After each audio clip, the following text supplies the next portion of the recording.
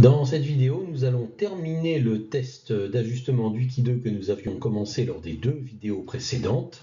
Alors si vous n'avez pas vu les deux vidéos précédentes, je vous engage à aller les voir parce que ça rime à rien de prendre cette vidéo en cours sans avoir vu la suite. C'est la fin du processus. Donc dans les deux vidéos précédentes, nous étions en train de comparer la distribution des notes données par les internautes à un hôtel avec une distribution normale théorique pour voir si cette distribution ne s'éloignait pas trop. Et nous avons modélisé l'écart entre l'observé et le théorique par un nombre qu'on appelle le Wiki 2 observé et que l'on avait calculé qui valait 4,73. D'accord ? Maintenant, tout ce qu'il nous reste à faire, c'est dire si ce nombre est trop grand pour que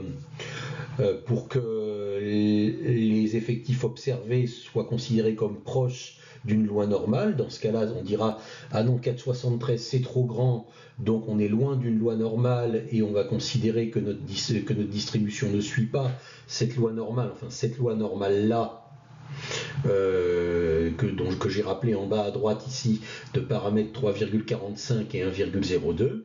Soit, au contraire, on va dire 4,73, c'est un écart raisonnable entre l'observé et le théorique, et on va considérer que notre distribution suit à peu près la loi normale contestée. D'accord ? Donc comment est-ce qu'on va faire pour décider si 4,73 c'est trop grand ou si c'est raisonnable? Alors, voilà comment on va procéder. La première chose, c'est qu'on va se donner un degré de sévérité qu'on va appeler le seuil d'erreur. On prend très souvent 5%. On va prendre 5% ici aussi. En fait, qu'est-ce que c'est que le seuil d'erreur? C'est la probabilité de rejeter le test, c'est-à-dire de répondre non, ça ne suit pas la loi, alors qu'en fait ça la suivait et qu'on a obtenu une distribution un peu particulière. C'est la probabilité donc de se tromper dans ce sens-là, qu'on est trop sévère. D'accord? Donc vous voyez, plus le seuil d'erreur est élevé, plus on sera sévère, plus il faudra coller à la distribution normale pour que l'hypothèse d'ajustement à la loi normale soit validée. D'accord? On a un intervalle, on pourrait dire, de confiance à 95%. On a donc un risque de 5%, comme je l'ai dit, de rejeter l'hypothèse d'ajustement, de dire non, ça ne suit pas la loi normale, alors qu'en fait, ça la suivait et qu'on a juste obtenu une distribution un peu particulière. D'accord ? Voilà, donc plus le seuil d'erreur est élevé, plus on aura tendance à rejeter le test, plus le test sera difficile à passer, et plus il faudra vraiment coller aux effectifs théoriques pour passer le test. D'accord ? Une fois qu'on a le seuil d'erreur, ça ne suffit pas. Pourquoi est-ce que ça ne suffit pas? Parce que, réfléchissons, notre Wiki 2 observé de 4,73, on l'a obtenu en additionnant les écarts des colonnes. On n'avait pas beaucoup de colonnes, mais imaginons un très long tableau où on a énormément de colonnes. On va additionner énormément d'écarts et mécaniquement, on va obtenir une valeur de Wiki 2 observé qui va être beaucoup plus grande que si on avait eu très peu de colonnes. Et on risque d'avoir un gros Wiki 2 observé qui pourrait être considéré comme trop grand, mais qui serait grand uniquement parce qu'on a beaucoup de colonnes, pas parce qu'on s'éloigne de la distribution théorique. D'accord? Donc ce ne serait pas juste d'adopter les mêmes critères, d'adopter les mêmes critères de vérification pour un tableau qui a très peu de colonnes et pour un tableau qui a beaucoup de colonnes. D'accord? Voilà. En fait, ce qu'on va faire pour vérifier si on passe le test, c'est qu'on va se fixer une limite à pas dépasser. On va se fixer une limite à pas dépasser, puis quand on verra si on dépasse cette limite ou non, quand on connaîtra cette limite, on verra bien si 4,73 la dépasse ou la dépasse pas. Donc la limite à pas dépasser peut pas être la même si le tableau a beaucoup de colonnes ou si le tableau en a très peu. Alors le nombre qui va tenir compte de ça, c'est ce qu'on appelle le nombre de degrés de liberté. Voilà, le nombre de degrés de liberté qui se calcule suivant la formule que je vous ai affichée là sur la dernière ligne. Nombre de classes, c'est-à-dire nombre de colonnes moins 1, moins paramètres inconnus. Alors ça paraît peut-être un peu confus là, comment est-ce que je vais calculer les degrés de liberté? Je vais vous montrer. Voilà le tableau qu'on avait. D'accord? Combien de colonnes comporte-t-il? Il comporte 5 colonnes, donc le nombre de classes, le nombre de colonnes, ce sera 5. Moins 1, on retire toujours 1. D'accord? Je pourrais vous expliquer pourquoi, mais je ne vais pas perdre de temps là-dessus.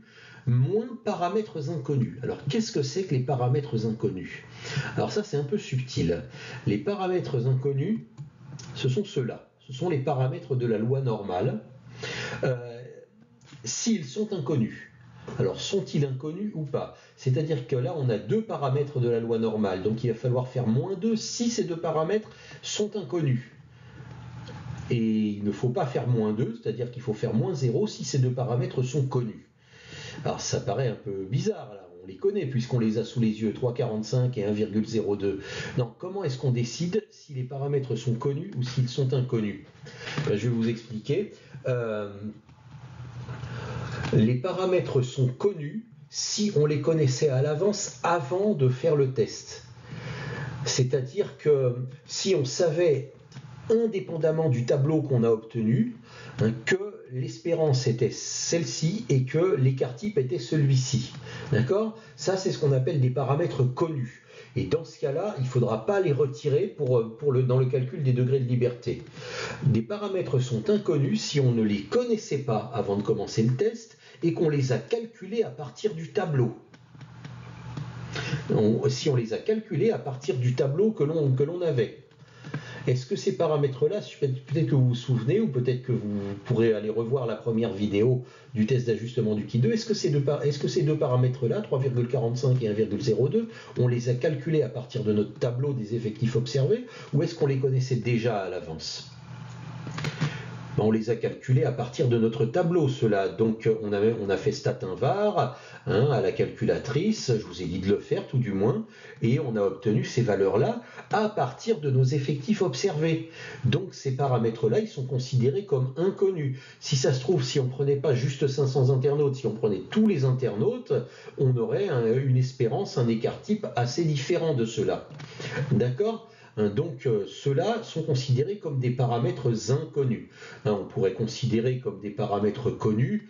Disons que si on a fait des paramètres connus, ce serait par exemple, j'ai déjà fait cette expérience de tirer au sort 500 internautes et de vérifier les notes qu'ils ont données 50 fois. J'ai fait cette expérience 50 fois et je sais qu'à chaque fois, l'espérance tourne autour de 3,5. Donc je m'attends à une espérance de 3,5, même avant de regarder ma distribution d'internautes que je vais faire là, la 51e fois. D'accord ? Donc ça aurait été des paramètres connus. D'accord ? Là, les paramètres inconnus, ils sont inconnus parce qu'on les a recalculés à partir de notre tableau. Donc là, on va les considérer comme paramètres inconnus. Donc voilà, ceci devrait nous permettre de calculer le nombre de degrés de liberté, c'est-à-dire le nombre de colonnes vaut 5 et les paramètres de la loi normale, 3,45 et 1,02, ils sont considérés comme inconnus. Donc il y en a deux. Donc le nombre de degrés de liberté, c'est 5 moins 1 moins 2, et 5 moins 1 moins 2, ça fait 2. Nous avons donc 2 degrés de liberté. Voilà. Donc on a tout ce dont on a besoin pour définir notre limite à pas dépasser pour accepter le test. Alors, on a le seuil d'erreur de 5% et le nombre de degrés de liberté 2. Et ces deux nombres-là vont nous aider à trouver la limite à pas dépasser et à terminer le test, à répondre par oui ou par non à la question « est-ce qu'on peut ajuster ?» D'accord ? Donc voilà, le nombre de degrés de liberté vaut 2. Maintenant, comment on fait ?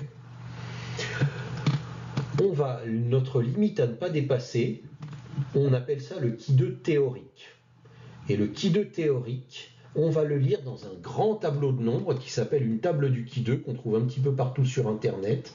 Il y a même certaines calculatrices qui font table du Ki2 et qui vous permettent et qui vous redonnent le Ki2 théorique si vous lui rentrez le nombre de degrés de liberté et le seuil d'erreur. D'accord ? Donc, on va lire le Ki2 théorique dans la table du Ki2. Donc, la limite à pas dépasser, le Ki2 théorique, c'est un nombre parmi ceux-là. Alors, on a une bonne quantité de nombres. Comment allons-nous faire pour trouver le bon? Eh bien, regardons notre table. Regardons les en-têtes de colonne. Les en-têtes de colonne, il y a marqué seuil d'erreur. Il y a marqué seuil d'erreur ici. Alors, notre seuil d'erreur, il vaut 5%. 5%, c'est 0,05. Donc, 0,05, c'est ici. Ce qui veut dire que le nombre que nous cherchons, le Ki2 théorique, se trouve dans cette colonne-là. Ça fait déjà pas mal de nombres éliminés. Je sais que le Ki2 théorique se trouve dans cette colonne-là. Et maintenant, quel est le nombre dans cette colonne qui va être mon Q2 théorique, ma limite à ne pas dépasser? Eh bien, vous regardez là les en-têtes de ligne, il y a marqué DDL comme degré de liberté. Donc les en-têtes de ligne sont les degrés de liberté, et nous avons 2 degrés de liberté. Donc nous allons nous placer sur la ligne 2 comme 2 degrés de liberté, et voilà, nous avons la bonne ligne, et vous voyez apparaître le Q2 théorique qui vaut 5,9915. Donc voilà la limite à ne pas dépasser pour être considéré comme proche de la loi normale contestée. Voilà, donc allons-y, le Q2 théorique vaut, comme on l'a vu, 5,9915. Et si le Q2 observé ne dépasse pas le Q2 théorique, le Q2 théorique c'est la limite à ne pas dépasser, alors on accepte l'hypothèse d'approximation, l'hypothèse d'ajustement, et on va dire qu'on va considérer que notre distribution suit une loi normale. Si au contraire le Q2 observé dépasse le Q2 théorique, faites pas attention à l'égalité, ce serait miraculeux que ce soit égal, ça n'arrivera jamais. Alors l'hypothèse d'approximation est rejetée, et on va dire que le Q2 observé ne permet pas de dire que ça suit une loi normale, ou tout au moins ça ne suit pas cette loi normale-là. D'accord? Donc là, j'observe que 4,73, notre Q2 théorique, est en dessous de 5,9915. Donc je vais dire que je peux ajuster la distribution des évaluations de l'hôtel par la loi normale que je m'étais fixée, que donc les évaluations de mon hôtel suivent bien une loi normale, et que le directeur d'hôtel ne peut pas se baser sur cette distribution pour dire qu'il y a quelque chose qui cloche dans les avis qui ont été donnés par les internautes.